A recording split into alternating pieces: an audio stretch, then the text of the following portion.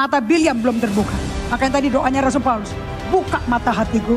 Buat mata hatiku terang supaya aku melihat Tuhan. Gak bisa pakai mata katarak. Gak bisa pakai mata pakai kacamata. It has to be your heart.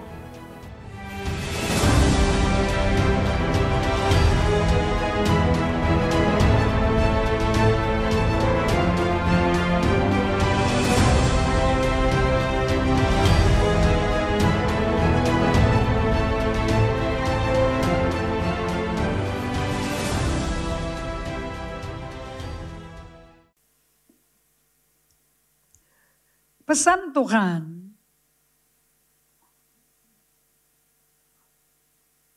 kepada jemaat di Pergamus. Yesus tulis basically kitab Wahyu itu 7 suratnya Yesus kepada 7 jemaatnya. Hanya ada 7 macam. Anda yang nentuin. GGA ini jemaat tipe apa? You decide.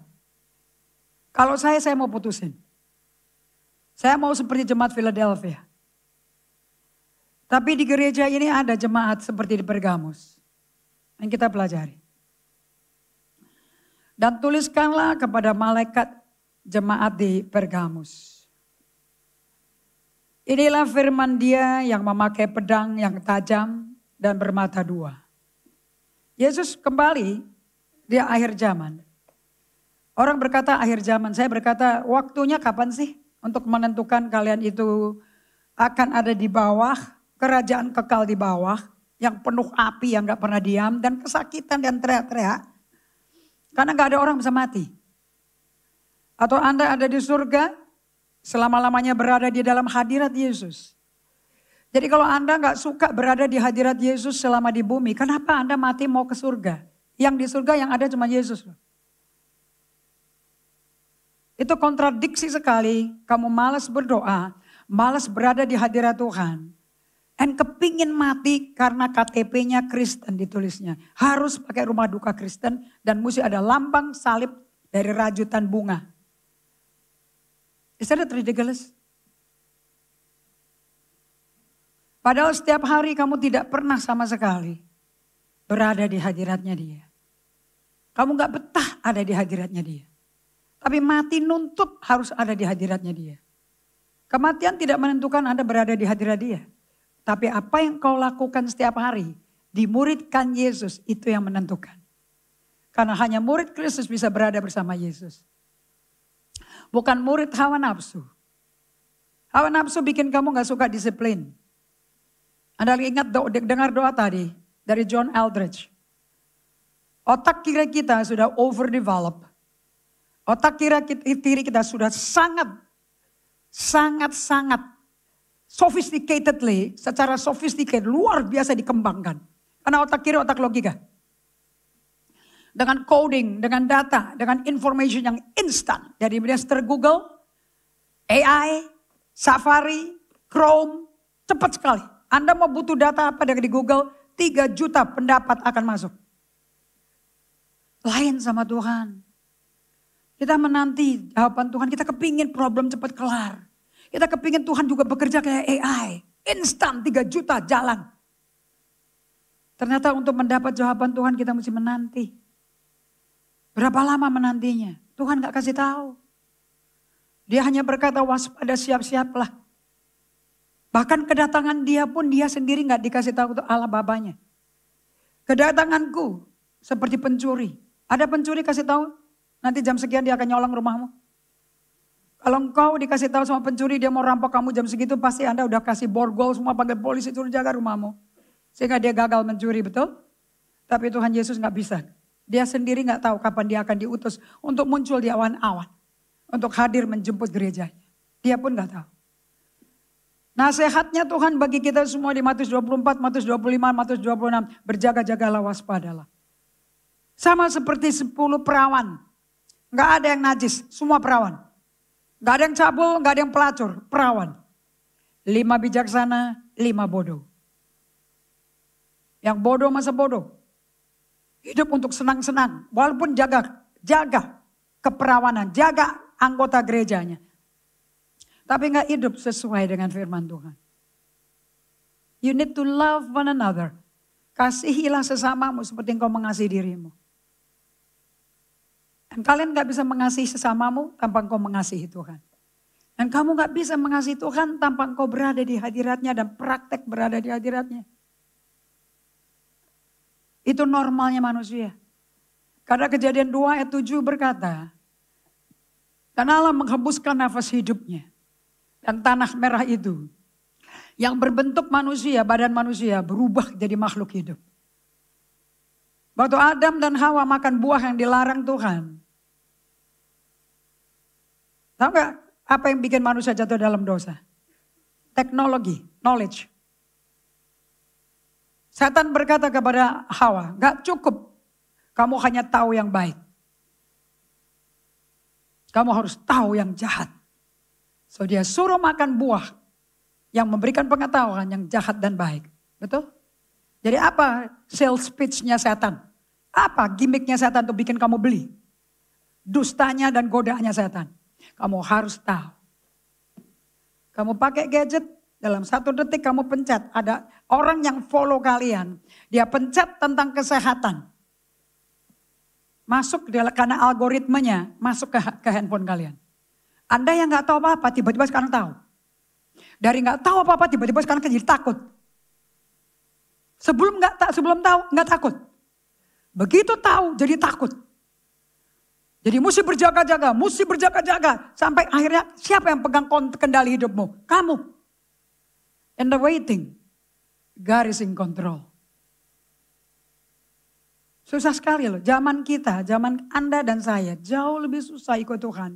Dibandingin semua bapak-bapak rohani, ibu-ibu rohani yang ada di renungan ini. Jauh. Mereka tinggal lari ke padang gurun di Mesir. Keluar dari Yerusalem. Keluar dari kota Mesir yang hiruk pikuk dengan teknologi, dengan pengetahuan matematika. Mereka begitu lihat kerasa, aduh kok sifat dunia kok masuk lagi. Lari mereka ke padang gurun. Anda belajar dari ini, dari renungan ini. Kesaksian Francis of Assisi. Anak orang kaya sekali. Selama terbang saya renungkan dari Henry Nouwen. Pengalaman daripada Francis of Assisi, anak konglomerat.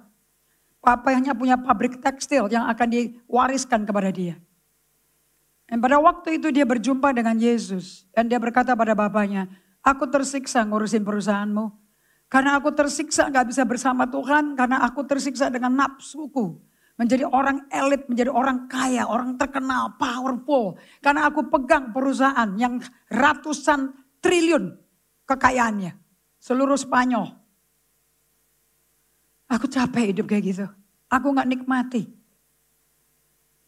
Papinya marah sekali karena gak bisa mewariskan perusahaannya. Kepada anak tunggalnya. Dan Anda tahu apa yang Francis Assisi lakukan? Anda baca di sini. Dia buka semua bajunya, dia telanjang bulat. Aku lahir telanjang, aku pergi telanjang. Saya gak mau hidup dicengkram dengan nafsu-nafsu yang menyiksa jiwaku. 20 tahun dia tinggal di pondok yang miskin sekali. Dan selama 20 tahun dia menghadapi musuh terbesarnya dia.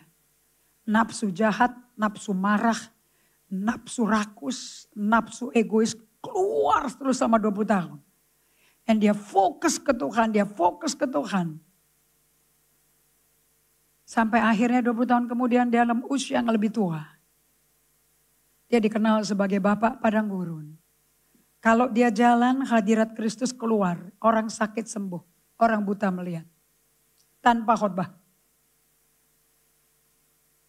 Bapaknya tua dengan kebingungan, dengan ekonomi naik, ekonomi turun, mata uang naik, turun nilainya, rugi, hilang uang dalam investasi, stres papinya. Dan anaknya datang Francis dari Assisi. Dia bawa keselamatan dan damai sejahtera yang bapaknya cari di tengah kekayaan. Anaknya yang bisa kasih. Papinya mati, mengenal Tuhan. Hanya di permukaan karena anaknya mau bayar harga. Satu anggota keluarga selamat, seisi rumah tangga bisa selamat. Enggak otomatis. Pay the price. Dan apa yang kamu mesti bayar? Practicing in the presence of God. Kalau tidak, lihat jemaat Bergamus. Aku tahu, Yesus berkata, di mana engkau diam, yaitu di sana. Di tempat tahta iblis. Bukankah menarik ada gereja mengaku Kristen, pegang Alkitab, berbahasa roh, tetapi tahtanya tahta iblis pemerintahannya. Dan engkau berpegang kepada namaku. Ini gereja Kristen bukan? Tapi yang memerintah setan bukan?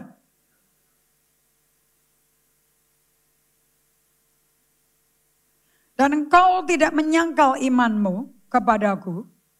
Juga tidak pada zaman Antipas saksiku. Yang setia kepadaku. Yang dibunuh di hadapan kamu. Di mana iblis diam. Kalau kamu ada di GGA. Kalau kamu sungguh-sungguh hidup menjadi saksi Kristus seperti Antipas. Kamu pasti akan dirajam batu. Di GGA. Saya nggak ngomong gereja lain. Saya nggak pernah di gereja lain. Saya nggak mau hakimi gereja lain. Selama tahta iblis ada di hatimu, di mezbahmu. Orang yang sungguh-sungguh sangkal diri pikul salib ikut Tuhan pasti dirajam batu. Pasti nggak disukain. Saya berdoa di setiap carousel ada fasilitator seperti Antipas. Kalian gak mungkin jadi orang penyenang orang. You cannot be a man pleaser. Ini hidup bagi Tuhan, mati bagi Tuhan. Dia akan ngomong seperti Paulus. Hidupku, to live is Christ. To die is Christ. Hidup Yesus, mati Yesus. Kalau ada di GGA orang kayak begini. Saya jamin, you will not be popular. Sama sekali.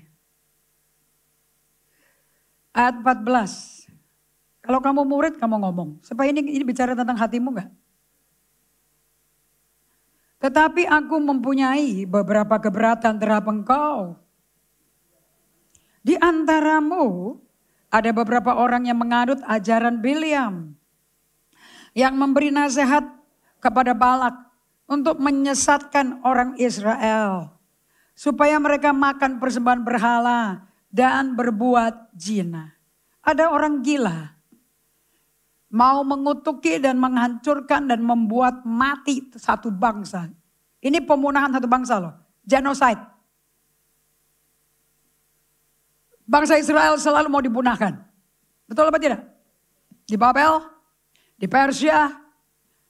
Sampai hari ini. Namanya kalau modernnya sekarang. Antisemitisme. Have you ever heard the word? Anti-Semitism. Semua negara-negara yang anti-Israel. Maunya Israel ditiadakan. Hilang dari muka bumi. Kenapa kok mereka seperti itu? Of course karena iblis benci kok sama Yesus. Kalau engkau menanti Tuhan, jago menanti Tuhan. Every day kamu kasih waktu untuk menanti Tuhan. Maka Raja Damai akan tinggal di hatimu. Makanya semua doanya Rasul Paulus. Kata pembukaan suratnya Rasul Paulus. Biarlah damai sejahtera Allah menyertai kamu. Artinya apa? Biarlah Yesus selalu berada bersamamu. Sebab Yesus adalah Raja Damai. Dan selama kau berdiam dan bergaul sama Raja Damai. Kamu membawa damai di mana kau berada. Dan selama kamu membawa damai. Kamu akan dianiaya. Berbahagialah engkau. Kalau engkau dianiaya karena aku. Kau empunya kerajaan surga. Bukan karena kamu teriak-teriak di pinggir jalan, khotbah-khotbah, suruh orang bertobat rame-rame kayak di Amerika, di Inggris, pakai di netizen, di pesawat terbang. Gak perlu. Orang bertobat melihat kelakuan kita kok. Bukan dengar khotbah kita kok. Who is in your heart? Siapa yang ada di hatimu? Is money in your heart? Dari pilihan, dari keputusan kamu ketahuan money itu in your heart or not. Program pertemuan doa, program-program acara gereja pasti hadir. Orang agamawi pasti hadir. Tapi sayangnya orang agamawi bisa hadir di program gereja, tapi tidak pernah hidup di dalam hadirat Tuhan. Sehingga kalian gak bisa mencintai Tuhan, akibatnya gak bisa mencintai sesama.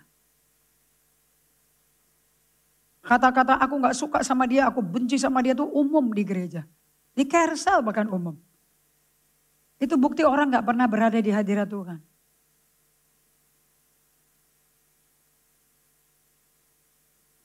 So hati-hati dengan mulut Anda ngomongin orang di belakang orangnya.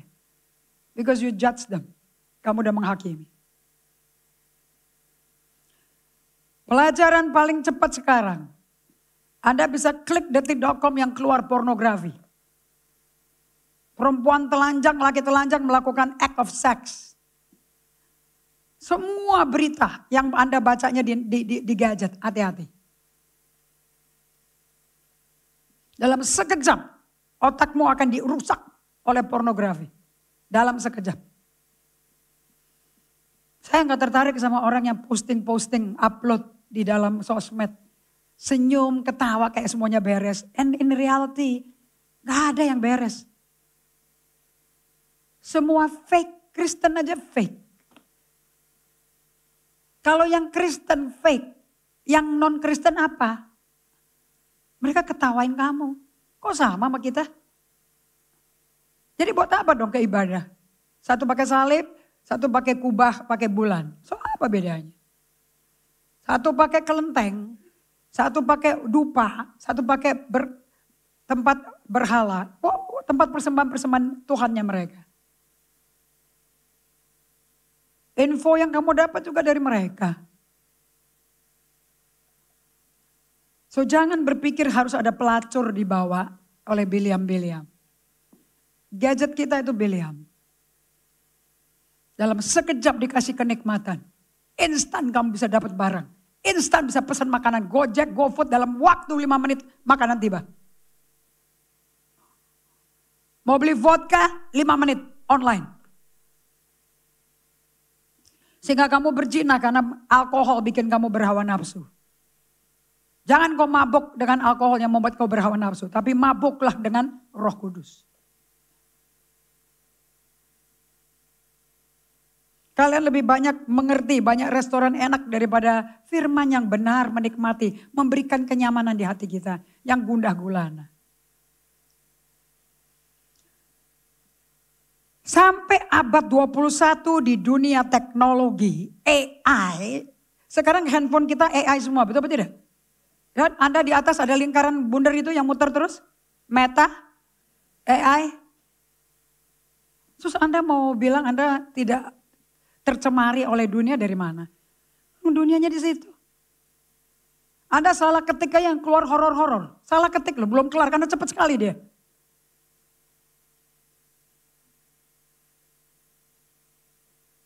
Satu Biliam, Nabi Allah. Nabi Allah loh ini. Tapi bukan Yahudi. Tajam dengar suara Tuhannya. Kalau di perjanjian lama, kalau Anda sah Nabi Allah, harus akurat kalau menyampaikan pesan. Kalau perjanjian baru nggak usah. Perjanjian baru tergantung kamu bergaul sama Roh Kudusnya.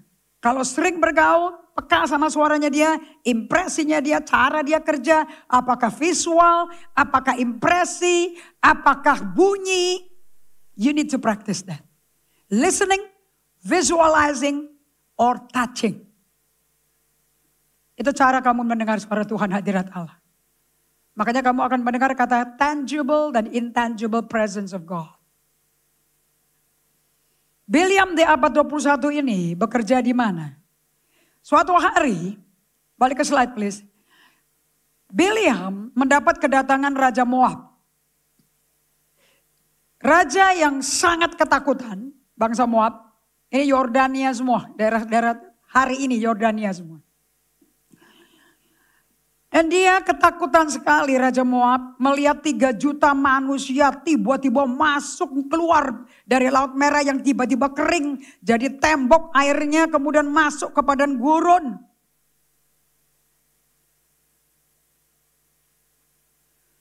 Shock dia. Apa ini orang kayak belalang kayak begini. Dan dia adalah seorang hamba Tuhan yang didatangi oleh raja itu yang ketakutan. Ini raja lagi ketakutan. Jadi kalau Anda pakai cara dunia, kalau ketakutan, takut terlambat, takut nggak kelar, takut sampai takut nanti nggak disenengin bos. Jadi Anda pakai jalan pintas, ngurus segala macam, paspor kayak SIM kayak apapun, pakai jalan pintas. Takut nanti kamu nggak populer sama bosnya. Takut nanti ada apa-apa, merepotkan kalau ngantri-ngantri, right? Selalu di mana ada ketakutan, duit main. Karena orang nggak suka takut. Raja Balak dari Moab mengutus orang-orangnya yang lebih penting. Dan uang ramalan, uang nubuatan. Kalau saya terjemahnya bukan nubuatan, ramalan. Karena ini lu buat-buat. Dikasih uang nubuatan lebih banyak lagi. Dan tawaran itu membuat Bileam tergiur sampai dia balik lagi ke Tuhan. Minta konfirmasi Tuhan, boleh nggak ikut Raja Balak? Mulut Bileam kita pelajari di Bilangan 22. Berkata tidak bisa meramal, mengutuk bangsa Moab. Mulutnya. Tapi tindakan badannya beda, datang juga. Balak bin Sipor melihat segala yang dilakukan Israel kepada orang Amori. Maka sangat gentarlah orang Moab terhadap bangsa itu. Karena jumlahnya banyak. Saking takutnya sampai muak. Dan takutlah orang Moab karena orang Israel. Rajanya takut, rakyat pasti takut. Lalu berkata orang Moab kepada para tua-tua Midian. Tentu saja laskar besar itu akan membabat habis segala sesuatu yang di sekeliling kita. Seperti lembu membabat habis tumbuh-tumbuhan hijau di padang. Adapun waktu itu Balak bin Sipor yang menjadi Raja Moab. Raja ini mengirim utusan kepada Bileam bin Beor. Bin artinya anak, anaknya Beor. Pergi ke Petor yang di tepi sungai Efrat. Ke negeri teman-teman sebangsanya. Untuk memanggil dia dengan pesan. Ketahuilah ada suatu bangsa keluar dari Mesir. Sungguh sampai tertutup permukaan bumi olehnya. Dan mereka sedang berkemah di depanku. Karena itu datanglah dan kutuk bangsa itu bagiku. Anda ngerti sekarang kenapa saya nggak panggil nubuatan tapi ramalan? Karena dipakai untuk ngutuk. Tidak ada nubuatan untuk ngutuk orang. Nubuatan itu membangun, menasehati, menguatkan, mendorong. 1 Korintus 14 ayat 1. Tidak ada ngutuk. Sebab mereka lebih kuat daripada aku. Ini lagi ngeluh, lagi komplain si Balak. Mungkin aku sanggup mengalahkannya dan menghalonya dari negeri ini. Mungkin. Sebab aku tahu siapa yang kau berkati, Bileam, dia beroleh berkat. Dan siapa yang kau kutuk, dia kena kutuk. Moab berkata Raja Balak, semua senjata peperangan, semua alat perang kalah dengan mulut yang kau pakai untuk kutuk orang. Hebat gak tuh? Jadi orang dunia percaya gak nabi daripada kerajaan surga itu powerful? Sangat, ini udah bukti. Lalu berangkatlah para tua-tua Moab dan para tua-tua Midian dengan membawa di tangannya upah penenung. Anda kasih berkat ke Apostle Indri buat upah penenung atau apa? Atau Anda lakukan karena takut akan Tuhan?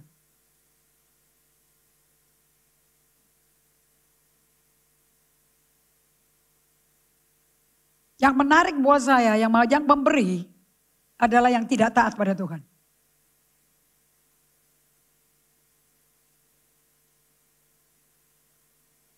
Be careful.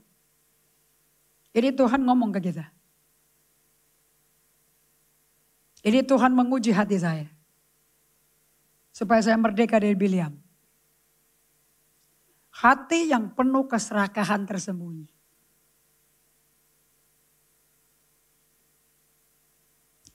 Lihat, dia berdoa loh. Lalu berkatalah Bileam kepada Balak. Apakah tugas yang dikasih Balak ke Bileam jelas? Jelas gak tugasnya? Dia mau dibayar untuk ngapain? Untuk bangsa yang keluar dari Mesir kan? Udah jelas dong. Gak perlu pakai otak kan? Lalu berkatalah Bileam kepada mereka, bermalamlah di sini pada malam ini. Maka aku akan memberi jawab kepadamu sesuai dengan apa yang difirmankan Tuhan kepadaku. Difirmankan siapa? Difirmankan siapa? Mau kutuk umatnya Tuhan, bangsanya Tuhan, tanya sama Tuhannya. Kalau nafsu bekerja ya, kalau kamu hidup dari nafsu duit, nafsu kekayaan, nafsu kemewahan, rasionalnya gak jalan. Akal budinya rusak. Maka tinggallah pemuka-pemuka Moab di tempat di mana Bileam itu ketemu mereka.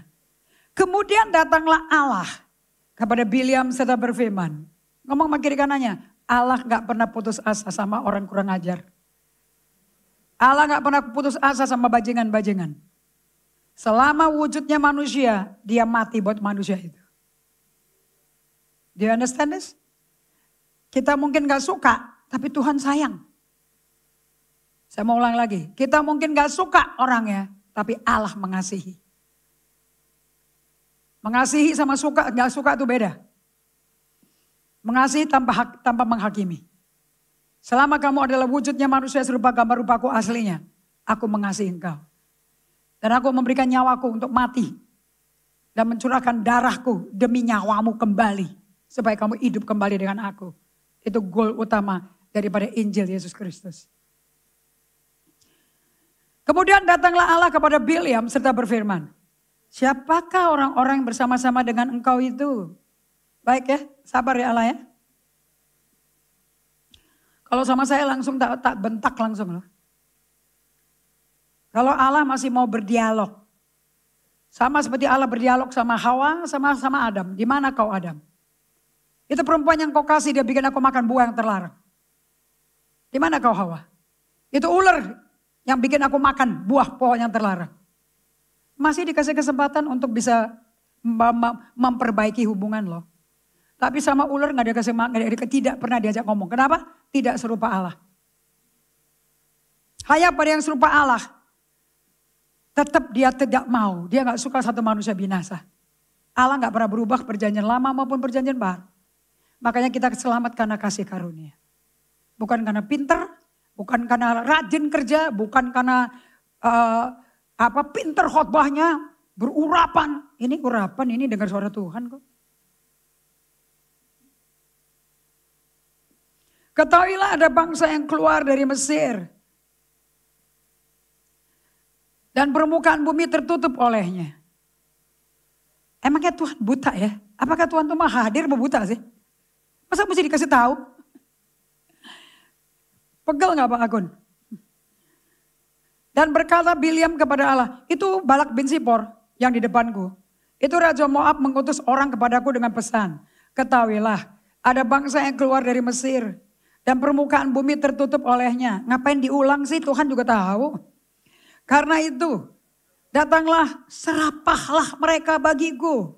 Mungkin aku akan sanggup berperang melawan mereka dan menghalau mereka. Ini orang gak kenal Tuhan ya. Walaupun dia mewakilkan suara Tuhan sebagai nabi loh. Lalu berfirmanlah Allah kepada Bileam. Jangan kau pergi bersama-sama dengan mereka. Jangan engkau mengutuk bangsa itu. Sebab mereka telah diberkati. Bangunlah Bileam pada waktu pagi. Lalu berkata kepada pemuka-pemuka Balak. Pulanglah ke negerimu. Sebab Tuhan tidak mengizinkan aku pergi bersama-sama dengan kamu. Lalu berangkatlah pemuka-pemuka Moab itu. Dan setelah mereka sampai kepada Balak. Berkatalah mereka. Bileam menolak datang bersama-sama dengan kami. Tapi Balak mengutus pula pemuka-pemuka lebih banyak, lebih terhormat, lebih tinggi. Jabatannya dari yang pertama. Dan setelah mereka sampai kepada Bileam, berkatalah mereka kepadanya. Begini kata Balak bin Sipor. Jangan biarkan dirimu terhalang-halang untuk datang padaku. Ini order gede, tau gak order gede? Sebab aku akan memberi upahmu sangat banyak. Dan apapun yang kau minta daripadaku, aku akan mengabulkannya. Datanglah dan serapahlah bangsa itu bagiku. Kira-kira Bileam sebagai manusia punya banyak kebutuhan gak? Punya kepingin punya rumah sendiri. So, saya udah kerja buat Tuhan 20 tahun gak pernah punya rumah sendiri. Pengen punya mobil sendiri. Ini tawar ini bisa ditolak gak nih? Kalian gak tergoda kayak gini hidupmu setiap hari? Online. Gambling online. Instan kaya. Setor uang. Main saham. Apa gak tergoda kamu? Tetapi Bileam menjawab kepada pegawai-pegawai Balak. Sekalipun Balak memberikan kepadaku emas perak seistana penuh. Aku gak sanggup berbuat sesuatu yang kecil atau besar. Yang melanggar titah Tuhan. Allah siapa? Allahnya siapa? So Bileam punya Allah. Dan Allahnya Allah orang Yahudi. Bangsa Israel. Anda mengaku Kristen. Yesus Kristus Tuhanmu. Tapi kamu melakukan yang berbeda yang dunia lakukan. Oleh sebab itu baiklah kamu pun tinggal di sini pada malam ini. Kenapa gak diusir? Supaya aku tahu Apakah pula yang akan difirmankan Tuhan kepadaku? Saya tulis di catatan saya. Supaya kau tahu Bileam, apa pula yang ada di hatimu. Datanglah Allah kepada Bileam pada waktu malam serta berfirman kepadanya. Katakan sama-sama, Allah kita panjang sabar. Katakan sama-sama, Allah kita kasihnya tak bersyarat. Kasihnya tidak nunggu kita sempurna. Betul apa tidak? Tetap didatengin gak? Kamu katanya suci. Kok gak bisa dengar suara Tuhan? Kamu kan gak belak-belakan kayak Bileam kayak gini. Kok susah dengar suara Tuhan? Kok malas berdoa? Kok solitude and silence suatu beban bagi kamu? Ini berdosa belak-belakan nih. Mata duitan.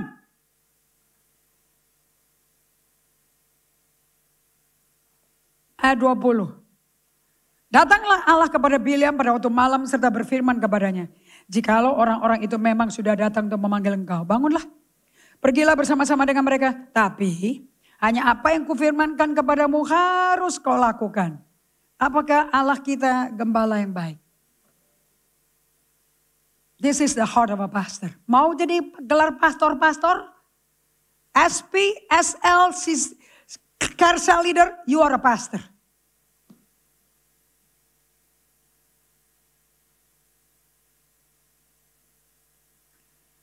Lalu bangunlah Bileam pada waktu pagi, dipelanainya lah keledainya betina, dan pergi bersama-sama dengan pemuka-pemuka Moab.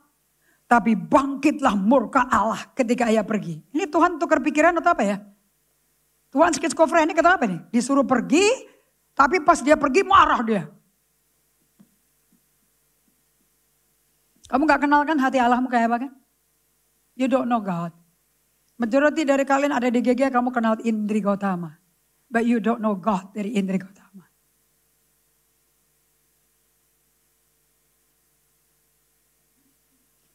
Dan berdirilah malaikat Tuhan di jalan sebagai lawannya. Bileam mengendarai keledainya yang betina. Dan 2 orang bujangnya ada bersama-sama dengan dia. So dia jalannya gak sendiri loh. Kayak Apostle pergi sama Mary sama Inge. Gak pernah sendirian. Always ada orang yang nganter. Tapi tidak berarti orang yang nganter itu akan menghalangi kita dari berdosa loh. Anda nangkap gak nih? Gak berarti orang yang membantu apostle keliling pelayanan, berarti mereka akan lindungi saya dari berdosa loh. Ini pakai bujang, tidak menghalangi Bileam untuk stop berdosa. Mereka diam aja loh. Alasan menghormati hamba Tuhan. Takut nanti dimarahin. Sebetulnya yang bikin kacau seorang hamba Tuhan itu apa? Psikologinya atau firmannya yang kacau? Anda ingat Nabi Nathan? Daud berkata, masa aku tinggal di istana yang begini mewah, lapis emas, kayu-kayu dari kerajaan-kerajaan yang Lebanon, yang kayu yang tidak bisa dirayap sama sekali. Dan Tuhanku tinggal di dalam kemah-kemah yang dipindah-pindah, ditutup, dibuka, ditutup. Aku mau bangun bait Allah. Nabi Nathan ngomong apa? Lakukan aja, toh Tuhan besertamu. Dia lagi berjalan pulang, di stop sama Allah. Kasih tahu sama anak Daud, bukan dia akan bangun baitku. Anaknya dia akan bangun.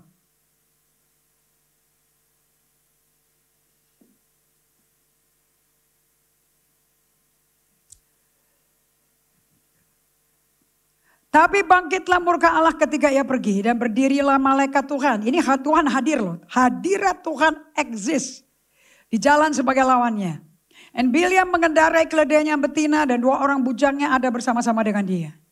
Ketika keledai itu melihat malaikat Tuhan berdiri di jalan. Dengan pedang terhunus di tangannya menyimpanglah keledai itu dari jalan dan masuk ke ladang. Maka Bileam pukul keledai itu untuk memalingkan kembali ke jalan. Jadi dihindari ya.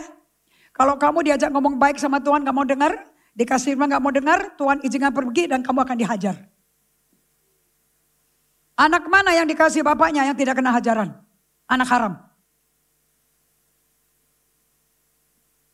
Did you see this? Ini hati bapak nih. Karena dia tahu nafsunya kuat sekali. Orang kalau udah bernafsu gak bisa di stop. Hanya bisa dihakimi, hanya bisa dijudge, hanya bisa dihukum. Buka Ibrani 12 bentar. Ibrani 12. Maka jadi orang tua mesti hikmat bagaimana didik anak. Diomelin tidak akan pernah bisa didengar. Ibrani 12 ayat 7. Jika kamu harus menanggung ganjaran, Allah memperlakukan kamu seperti anak. Jadi Biliam tetap mau dijadikan Allah sebagai anak gak? Oh ya, dia gak suka kamu jadi kambing liar. Karena kamu diciptakan serupa gambar rupa Tuhan. Ayat 8, ayat 7. Di manakah terdapat anak yang tidak dihajar oleh ayahnya? Tapi jikalau kamu bebas dari ganjaran yang harus diderita setiap orang, maka kamu bukanlah anak tetapi anak-anak gampang. Pakai Amplified Bible please. Hendra, ayat 8, Amplified. Now if you are exempt from correction and without discipline. Kalau di GGA kamu dapat koreksi dan disiplin. Kalau di gereja lain kamu gak dapat. Karena gembalanya terlalu sibuk. Terima undangan khotbah-khotbah kiri kanan. Makanya banyak pendeta terkenal tapi bukan Yesus yang terkenal.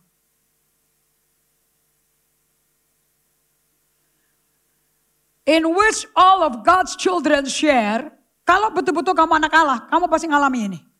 And then you are illegitimate children and not sons at all. Kamu anak haram, bukan anak Allah. Anda baca ini? Ini bagaimana Allah perlakukan Biliam. Untuk dia tahu, pakai King James please.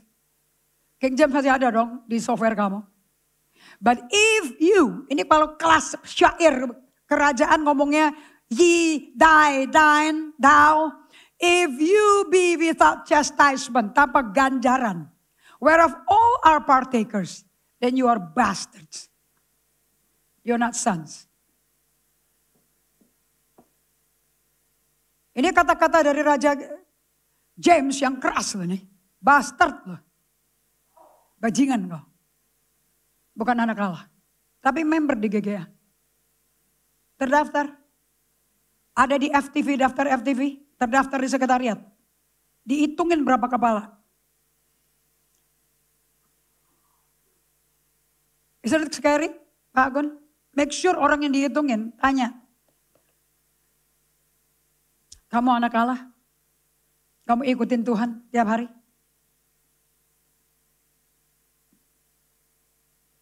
Orang yang dikasihi ditanya.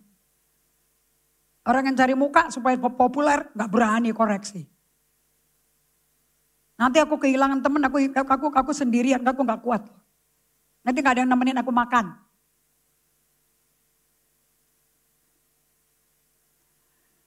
Kembali ke slide. Ayat 26. Ayat 25. Ketika keledai itu melihat malaikat Tuhan, ditekankannya oleh dirinya pada tembok. Anda ngerti gak sih? Itu keledai ditunggaki. Ada gak slide yang lama dari Sony itu? Yang ada keledai yang cute tuh.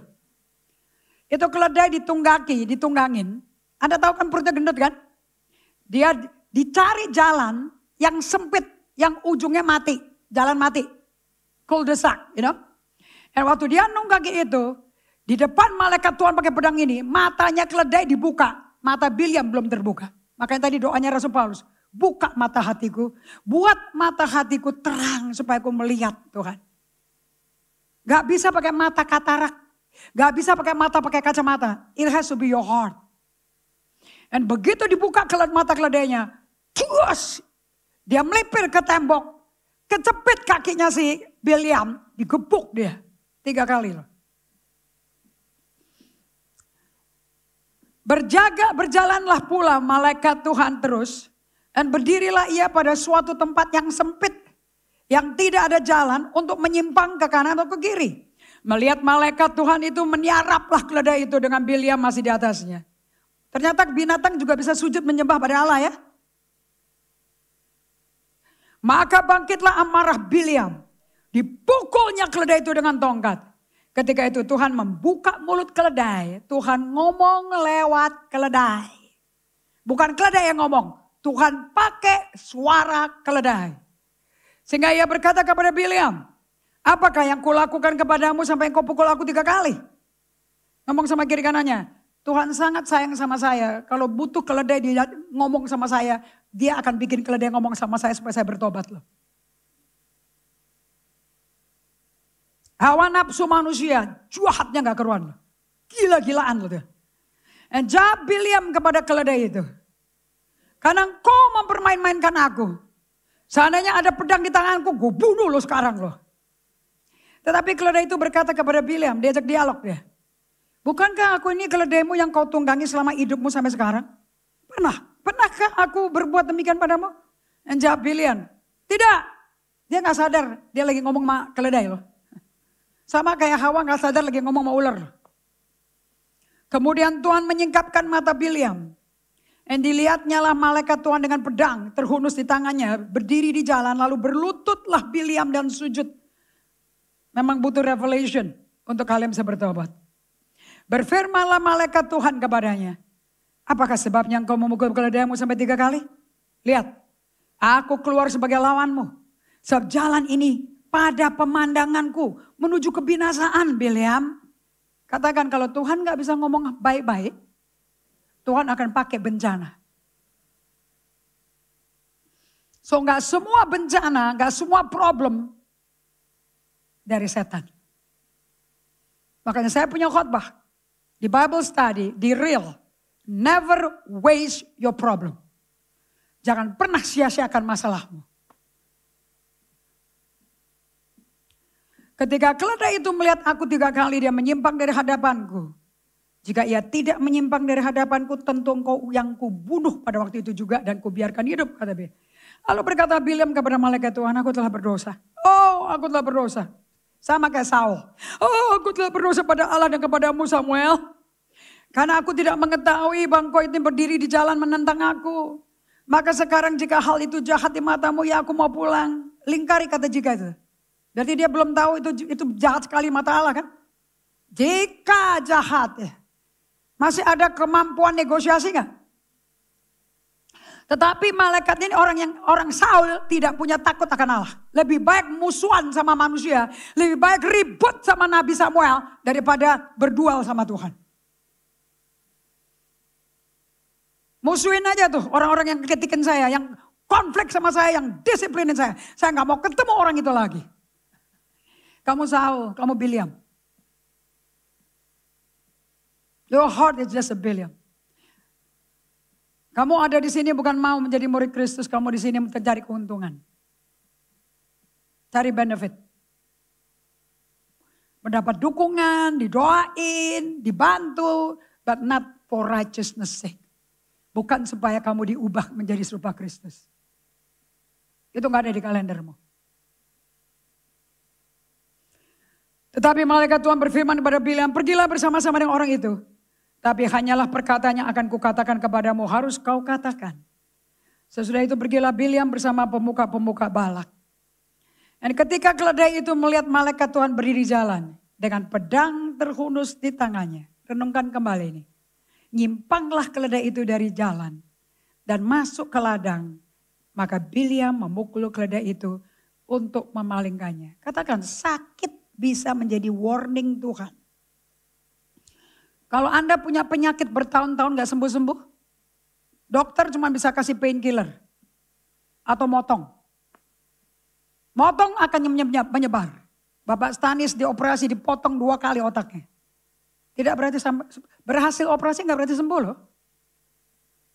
Sembuh itu otak baru loh. Siapa tahu sakit itu adalah warning dari Tuhan untuk kamu stop dan berdiam di dalam hadirat Tuhan.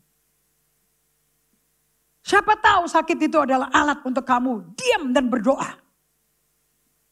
And stop cemas, stop khawatir supaya damai sejahtera Allah berdiam di hatimu. Gak ada doa, gak ada instruksi yang lebih gila daripada instruksi Rasul Paulus di Filipi 4 ayat 6 dan 7. Janganlah khawatir tapi nyatakan semuanya kepada Tuhan. Segala kepermohonanmu pada Tuhan dengan ucapan syukur. Sebab Allah sudah mendengarnya. Maka ayat 7. Damai sejahtera melampaui akal budi manusia. Di luar logika otak kiri. Otak AI. Yang melampaui otak AI-mu. Dan melampaui hatimu. Berdiam di hatimu. So obat yang bisa membuat kamu sembuh cuma satu. Obat medicine dari kekhawatiran namanya damai sejahtera. Gak mungkin bisa ada damai sejahtera kalau gak ada raja damai di kamu. Dan gak mungkin ada raja damai kalau kamu gak diem di kaki Tuhan. Stop kerja, stop mikir kerja, stop mikir mesti ngapain. Abis ini mesti ngapain. Hanya berdiam, retire, rest in God. Kalau kamu gak pernah sabat, gak pernah rest, kamu gak tahu hati Bileammu ada di situ.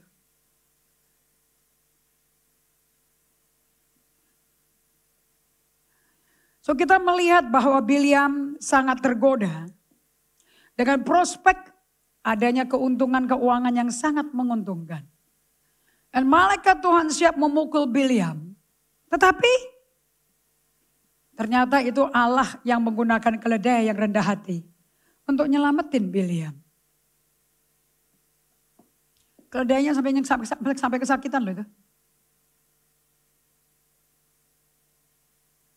Kejahatan hati Bileam dipakai untuk referensi-referensi kita di Alkitab. Terutama kepada 7 gereja di akhir zaman. Kitab Ulangan, kitab Yosua, kitab Nehemia, kitab Mika, 2 Petrus 2:15, kitab Yudas. Sebelum Wahyu ada Yudas, saudaranya Yesus. Kitab Wahyu, Jemaat Pergamus. Bileam dan keledai berbicaranya adalah kisah nyata tentang peringatan Tuhan Allah sebelum dia datang kedua kali. Dengan cerita ini yang tidak bisa dilupakan. Karena ini bicara tentang apa? Ketamakan, mata duitan, cinta duit. Tapi suka memberi-memberi buat pelayanan. Tapi kalau sudah disuruh memberi perpuluhan, disuruh memberi buah sulung, muarahnya gak keruan. Dosa ketamakan ini sulit sekali untuk diterima sebagai dosa yang sangat menghina Allah. Kalau tidak menghina Allah, gak digebuk loh. Si keledai itu 3 kali loh. Gak dicepit kakinya si Bileam loh. Saya mau tanya, yang dicepit kakinya atau kepalanya? Waktu si keledai lihat malaikat Tuhan yang dicepit apanya Bileam? Kepala atau kaki? Mulut bilang Allah gak mengizinkan dia mengutuk orang-orang Israel kan? Kaki kemana?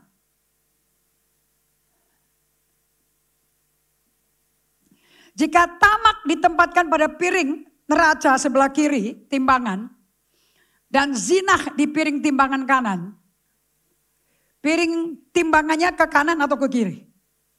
Berdasarkan cerita Bileam. Pasti orang Kristen duniawi berkata berat piring timbangannya pasti ke kanan yang zinah dong. Tapi tidak demikian dengan timbangan Allah kita. Allah murka sama keserakahan. Allah murka dengan menguber kekayaan, kepingin kaya. Kenapa? Karena ketamakan menunjukkan bagaimana gambaran kita tentang Tuhan kita. Your God is poor. Tuhanmu miskin. Tuhanmu gak bisa apa-apa. Ketamakan memberikan indikasi bahwa kita menempatkan prioritas tertinggi kita pada barang-barang. Bukannya pada hubungan pribadi kita dengan Tuhan Allah kita. So bagaimana kita bisa melihat hal ini? Anda bisa lihat Bileam ada demo. Dari pemikiran-pemikiran dan tindakan-tindakan kita sehari-harinya. Bisa kelihatan di mana letak prioritas dan loyalitas kita. Saya nggak mempraktekkan gaya hidup ini. Kalau saya nggak kena tentangan 6 tahun. Diserang luar dan dalam lah. Mikir aja saya nggak bisa. Otak saya yang biasanya cespleng dari informasi nggak bisa mikir. Hanya air mata yang keluar. Dan di situ hati saya berkata, I need you God, I need you. Untung selama 7 tahun itu saya nggak pernah nanya, where are you God? Selama saya bisa balik ke Tuhan, Tuhan yang ngajak saya. Bukankah Tuhan ngajak Bileam balik ke dia? Anda ingat akan doa, bukan kepahitan dan nyemil? Berarti Anda dipanggil Tuhan. Kita telah bersalah dengan dosa yang besar pada waktu nafsu kita, keinginan-keinginan kita untuk mendapat lebih banyak uang, lebih banyak harta milik itu jauh lebih besar daripada kerinduan kita untuk mencintai, mentaati Tuhan Allah. Kalau Anda seperti itu hatimu hati Bileam. Saya gak peduli latar belakangmu melarat, saya gak peduli. Mau miskin, mau keluarga melarat, kayak mau keluarga kaya, doesn't matter. Doesn't matter. Hati Bileam is hati Bileam. Cinta duit is cinta duit. Status orang tua kita gak menentukan status kita. Halo? Papi mami saya bisa kaya, bisa berhasil kerjanya, belum tentu anak-anaknya berhasil loh.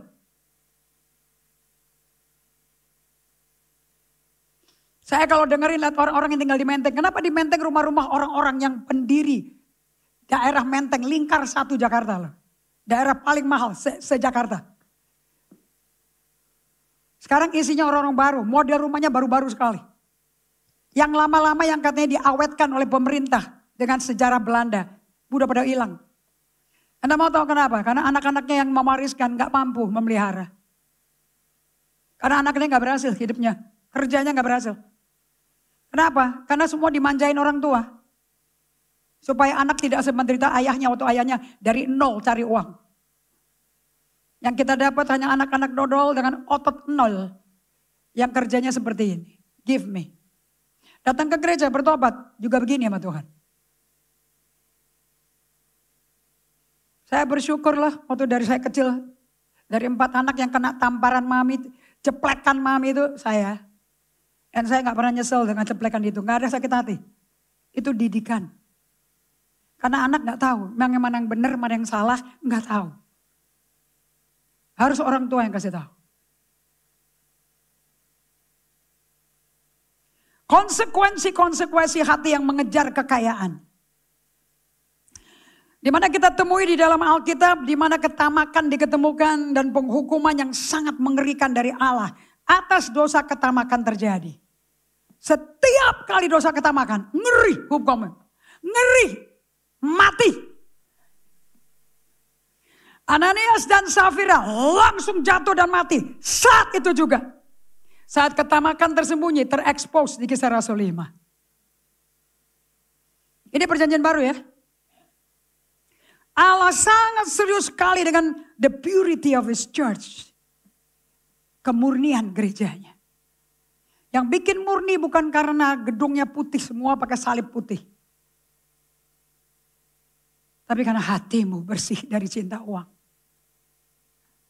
Bileam mati terhunus Bapak Ibu sekalian persis anaknya Safira. Tapi jahatnya dia. Kenapa kok dia mati akhirnya? Kenapa kok dia gak bertobat akhirnya? Jadi ada orang udah ditegur sama Tuhan belum tentu bertobat loh. Bileam tidak bertobat. Tetap dia cari uang itu. Wahyu 2 jelasin tadi. Dengan dia membuat seluruh bangsa Israel berjinah dan nyembah berhala. Betul. Anda mau tahu apa yang dia sediain? Apa yang dia lakukan? Dia gak bisa ngutuk kan? Mulut gak bisa ngomong kan? Dia kasih perempuan-perempuan kepada laki-laki Israel. Berjinah semua. Dan dibuat sama perempuan-perempuan itu. Baca imamat, jangan kawin campur dengan orang yang tidak seiman. Dia bawa perempuan itu membawa mereka laki-laki Israel. Disuruh menyembah Nabi Molok. Nabi-nabi, Tuhan-Tuhannya mereka yang namanya Molok, Asitoret, dan Baal. Bileam mati terhunus pedang oleh orang Midian. Katakan sama-sama, 2, 3. Bilangan 31 ayat 2, 2, 3. Lakukanlah pembalasan orang Israel kepada orang Midian.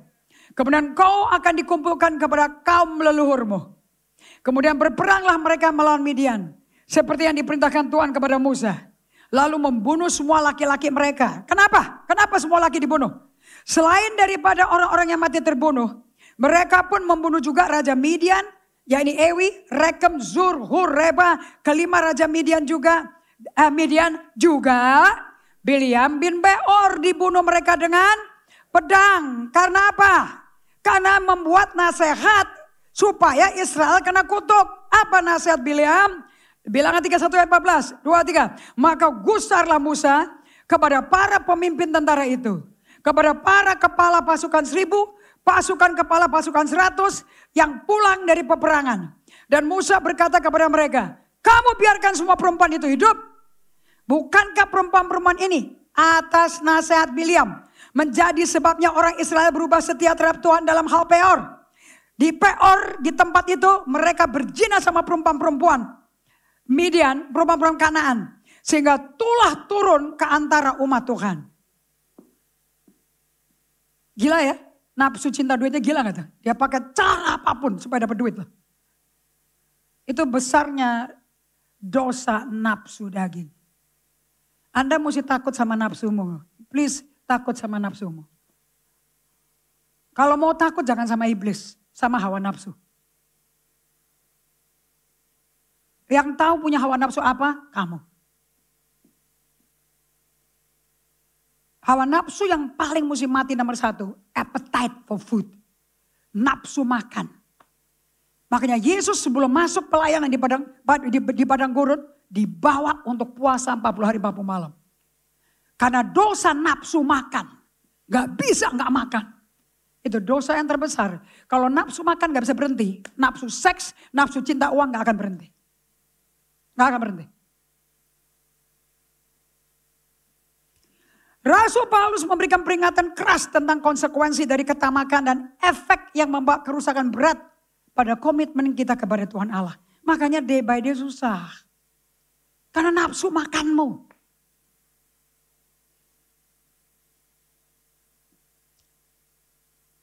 Satu Timotius 6 ayat 9-10 peringatannya Paulus terhadap nafsu.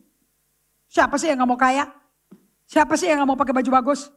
Siapa sih yang gak mau naik mobil bagus? Siapa sih yang gak mau makan enak? Dan berkata itu berkat Tuhan. Bukannya semua se-Instagram kalian lagi di meja makan. Foto makanan juga dikirim-kirim kemana-mana. Dari gak tahu udah makan itu jadi tahu. Dari gak tahu jadi penasaran. Dia penasaran jadi pergi. Is that in your agenda? Did you see the power of daripada sosmed? Saya masukin video breakfast saya loh. Gak ada komentar loh. Isinya buku rohani semua. Saya sambil makan, sambil meditasi. Dan makanan saya telur putih dan wortel rebus. Gak ada yang komentar loh. Gak ada yang nyambung lagi, gak disebar-sebarin lagi tuh. Atau mungkin algoritmenya nyebarin sendiri. Tapi gak ada yang like. Tapi yang gambarnya es krim pakai cherry, pakai banana fritters, babi guling, semua wow. Semua kasih komentar. Di mana tuh? Tetapi mereka yang ingin kaya, terjatuh ke dalam pencobaan. Gak ada, Anda gak usah ketemu pelacur high class. Kamu kepingin kaya aja, udah jatuh. Ke dalam jerat dan ke dalam berbagai bagian nafsu yang hampa. Yang mencelakakan. Yang menenggelamkan manusia ke dalam keruntuhan kebinasaan. Lebih baik kamu runtuh dulu dan binasa. Dan sebelum napas terakhir, kamu teriak nama Yesus dan kamu selamat. Buka Mazmur 107 ayat 19. Kalian sering dengar saya berkata kan? Dan Tuhan kirim firman-Nya dan sembuhkan orang-orang itu kan? Anda mau tahu orang-orang itu siapa? Baca ayat 19. Orang hidup dalam dosa masih bisa ketawa-tawa kayak orang gak ada dosa. Itu orang udah kebal gitu. Mazmur 107 ayat 17 sampai ayat 20. Supaya Anda tahu kepada siapa itu firman diberi. 2-3. Ada orang-orang yang menjadi sakit oleh sebab kelakuan mereka yang berdosa. That's kebinasaan. Karena dosa. Kalian bisa sakit karena dosa? Atau karena kuman? Semua gara-gara virus? Corona? Omikron? Atau karena dosa? Masa dokter di atas firman? Gak mungkin dong. Makanya gak semua dokter bisa sembuhkan penyakit. Karena ada penyakit yang karena dosa, bukan karena isu hukuman. Coba kamu kalau ngomong, persis orang dunia. Aku agak flu, karena lagi cuaca kan ya, cuaca ya. Emang lagi musimnya. Are you sure? What if ini karena dosa lu? Lanjut. Dan disiksa oleh sebab kesalahan-kesalahan mereka. Penyakit HIV itu apa? Ada obatnya. 18. Mereka muak terhadap segala makanan. So kalau puasa gak bisa, Tuhan bikin kamu muak sama makanan. Itu untuk kebaikan kamu loh. Dan mereka sudah sampai pada pintu gerbang maut. Udah mau mati belum?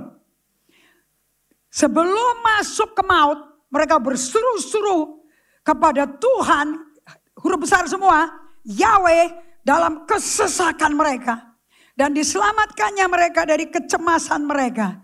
Dan disampaikannya firman-Nya, dan disembuhkannya mereka. Diluputkannya mereka dari liang kubur. Mau pakai ayat itu? Itu khusus buat orang yang udah hidupnya ngawur, egois, nafsu jahat, udah mau mati, penyakit gak kelar-kelar, gak ada obatnya. Kalau engkau muak dengan hidup, muak sama makanan, langsung ketat diet, tapi kamu tidak bertobat dari nafsumu, tidak kekang nafsumu, kamu akan mati. Tuhan berkata lebih baik kamu mati daripada kamu kehilangan nyawamu.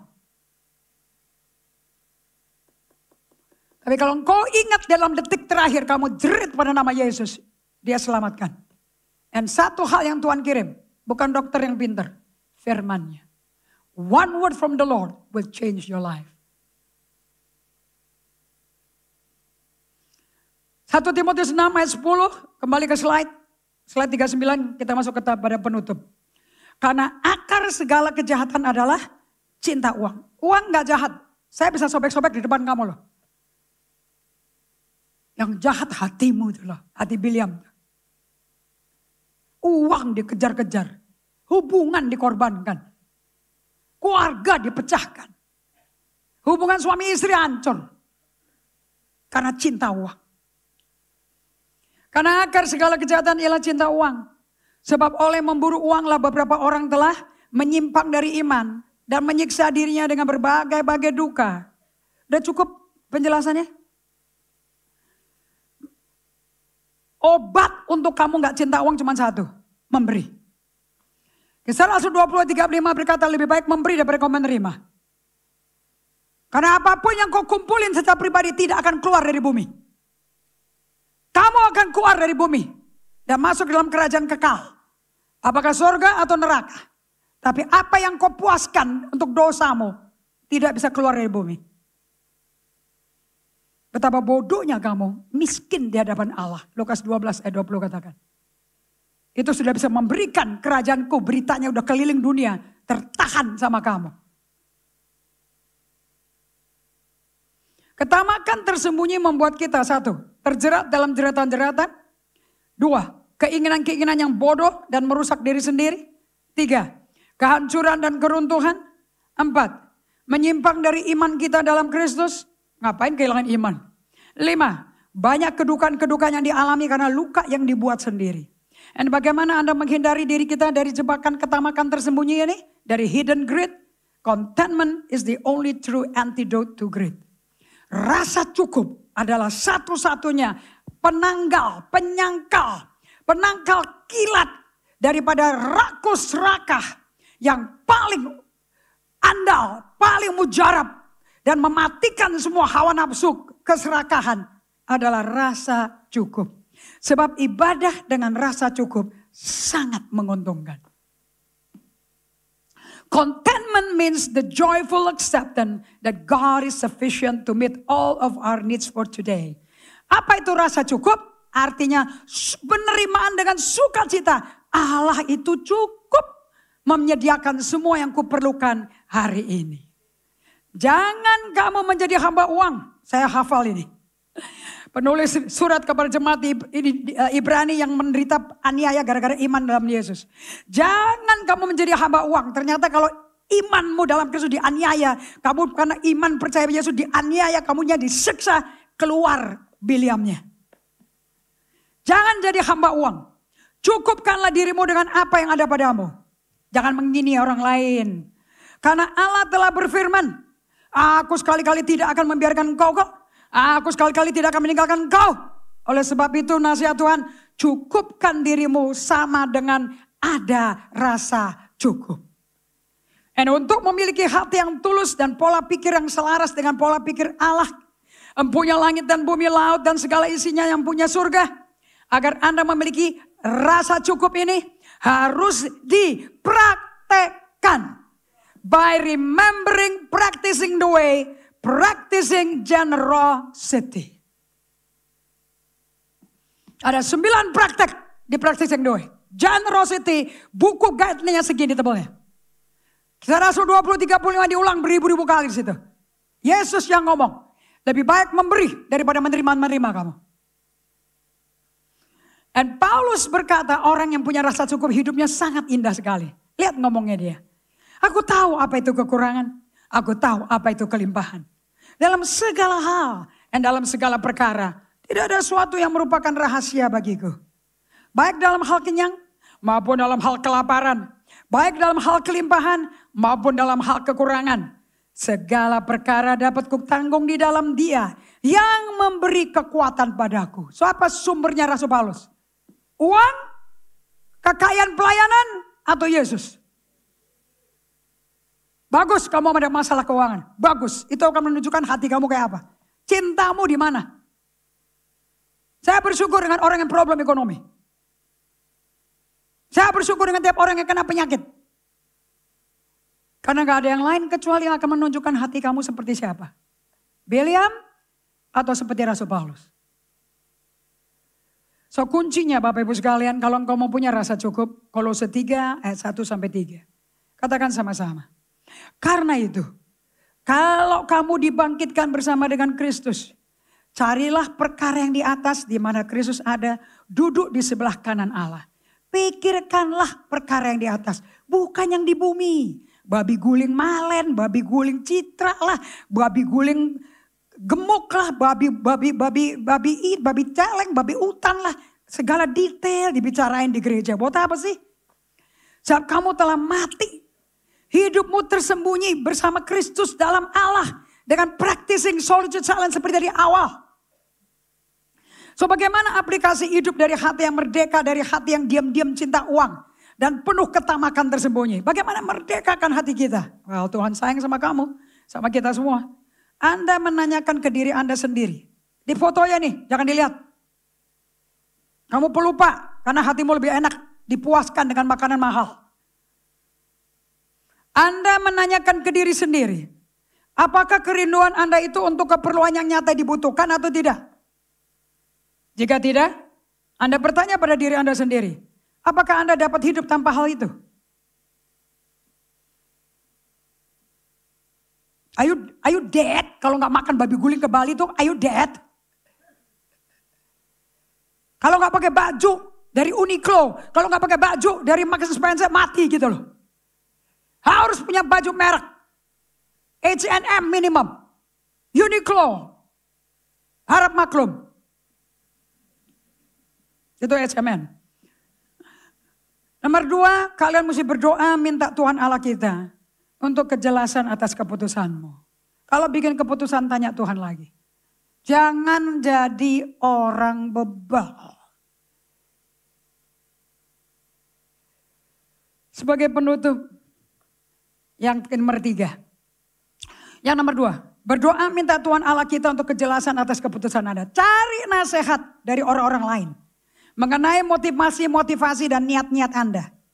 Dan buat diri kita berakuntabilitas dengan hikmatnya mereka. 3, jika Anda yakin dengan rasa cukup itu di hati Anda, di dalam Kristus tidak berubah lagi, settle, dengan atau tanpa pembelanjaan Anda dapat teruskan dengan apapun yang Anda kerjakan dengan penuh damai. Do you understand this? Kalau rasa cukup udah settle di hatimu, Anda belanja apa enggak belanja, Anda tetap ada damai dalam kerjaanmu.